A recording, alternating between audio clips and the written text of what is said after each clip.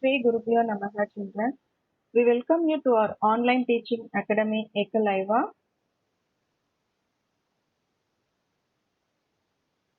Actually, we are in discussing this lesson intellectual awakening and socio-political changes. Today we are going to complete this lesson. In our previous class, we discussed about Buddhism, Jainism, and we discussed about the spread of Buddhism and Jainism and reasons for its decline, everything. Today we are going to discuss about other heterodox sects, that is Ajivika and Ganasanga, the period that produced Buddhism and Jainism, also witnessed the birth of a sect known as Ajivika.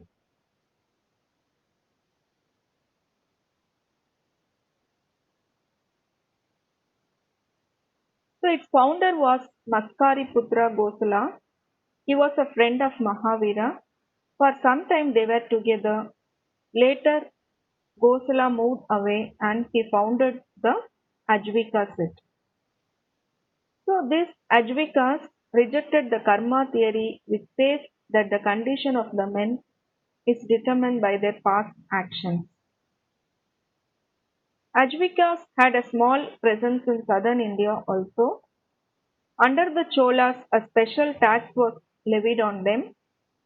And if we take three Tamil texts, the Manimekalai of Buddhists, the Nilakesi of Jains, and the Sivanyana Siddhir of Saiviti, contain the outlines of this Ajvika's doctrine. Next, we are going to discuss about Ganasangas. There were two distinct forms of government at the time of Mahavira and Buddha. One is monarchical kingdom and another one is oligarchies or Ganasangas. Oligarchies means a country which was controlled by a small group of people. The Ganasangas provided a polity that is alternative to the kingdoms. The Ganasangas had only two strata. Strata means two groups. That is the Kshatriya Rajakula, that is ruling families, and the Dasa Karmakara, the slaves and the laborers.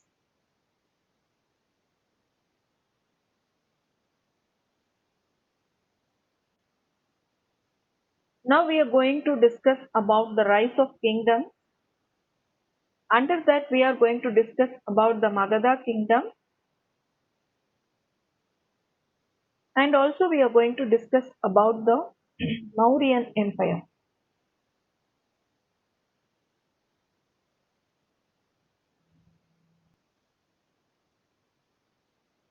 If we take the 6th century BCE, it witnessed the establishment of various kingdoms, oligarchies, and chiefdoms. First, we are going to discuss about Magadha kingdom.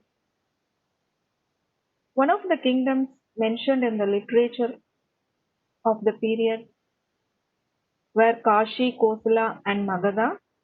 Among that, Magadha is considered to be powerful. The only republic that rivaled these kingdoms was the Vrijis. In the struggle for control of the Gangetic plain, the Magadha kingdom emerged victorious.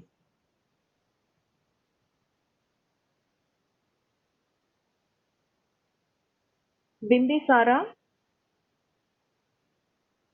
This Magadha empire was divided into two, that is Aryanka, Shishunaga dynasty and Nanda dynasty.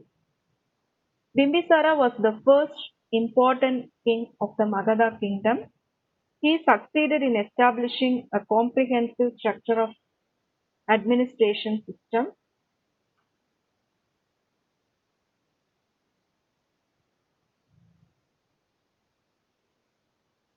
Next we are going to discuss about Ajatashatru, the son of Bimbisara, is said to have murdered his father and ascended the throne in 493 BC.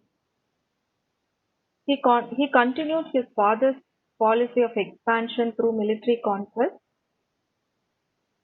The capital city of Magadha was Rajagraha, which was surrounded by five hills, providing protection to the kingdom from external threats. Ajatashatru he strengthened the Rajagraha fort and also built another fort at Pataligrama, and he died in 461 BC, and he was succeeded by five kings.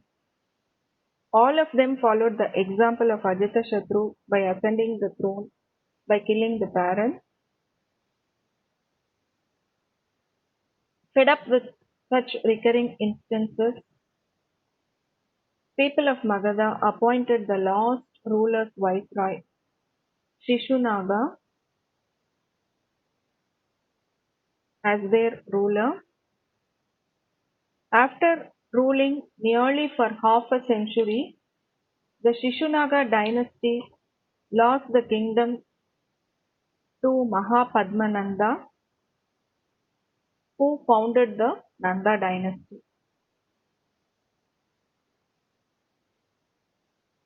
The Nandas were the first of non-Kshatriya dynasties to rule in northern India.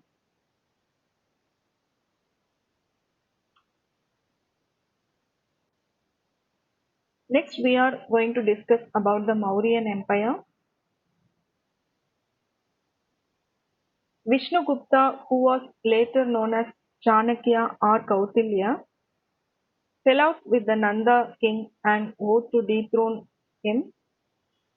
Chandragupta, perhaps inspired by Alexander of Macedonia, who was raising an army and looking for opportunities to establish a kingdom of his own. So, on hearing the news of Alexander's death, Chandragupta he stirred up the people. He made the people, encouraged the people, and with their help drew away the Greek garrison that Alexander had left at Taxila. Then he and his allies marched to Pataliputra and defeated the Nanda king in 321 BC. Thus began the reign of the Mauryan dynasty.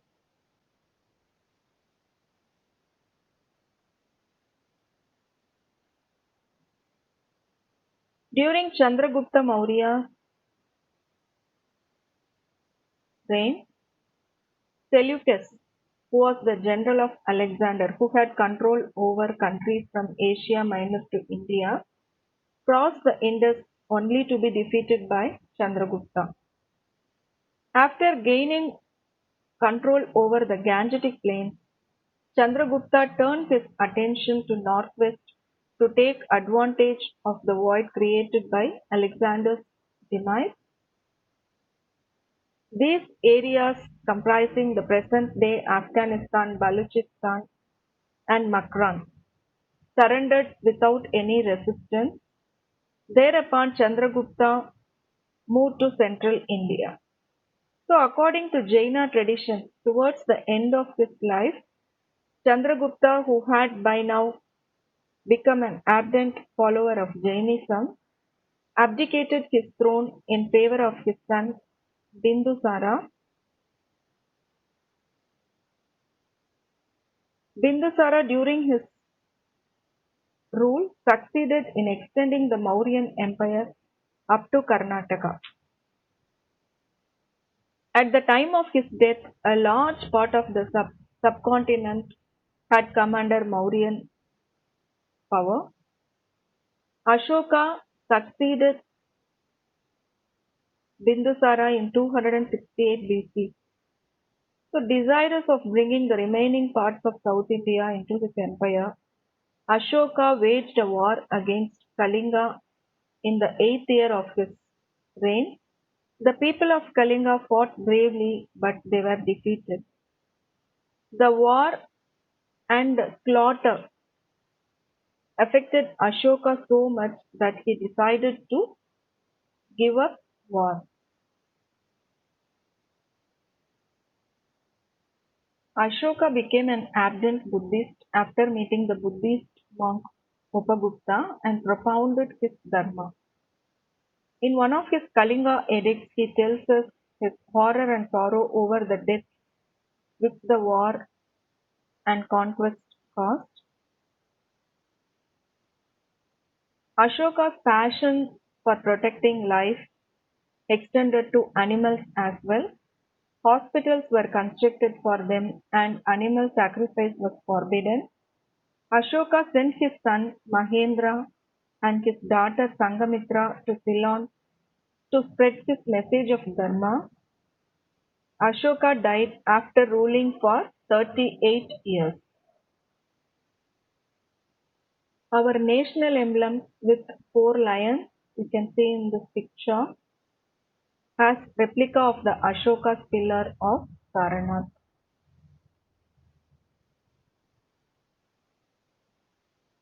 Next, we are going to discuss about the Mauryan administration. The Mauryan Empire had smooth administration and efficient rulers. The Mauryan state in its early years undertook some measures that were positive for the development of society, and during their time, taxes were collected regularly, trade and commerce was carried on smoothly, citizens were taken care of, and the armies was also ready for any sort of external aggression or threat. Lot of protective measures were taken through the administration, and if we take each and every province had its own officials who managed administration at the grassroots level, basic level, and the main economic activity of the people was agriculture. The capital city, Pataliputra, it was beautifully decorated and had all facilities that any modern city would have.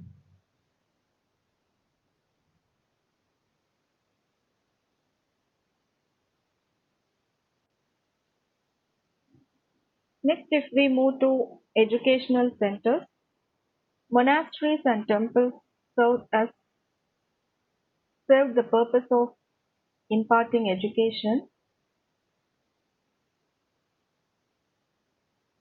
Nalanda was a great monastery built by the Magadha Empire.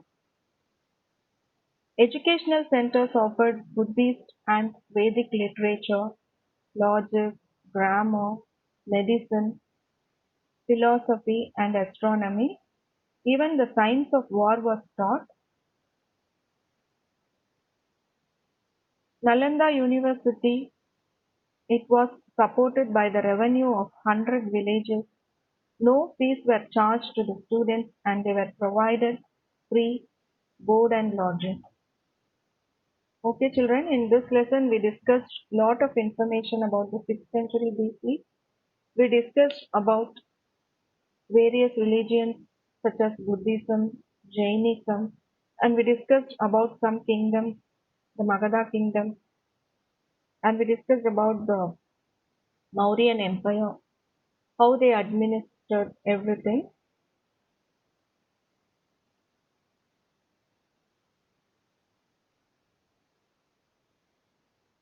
To receive our online lessons, please press the subscribe button and you will receive the latest updates. Thank you, children.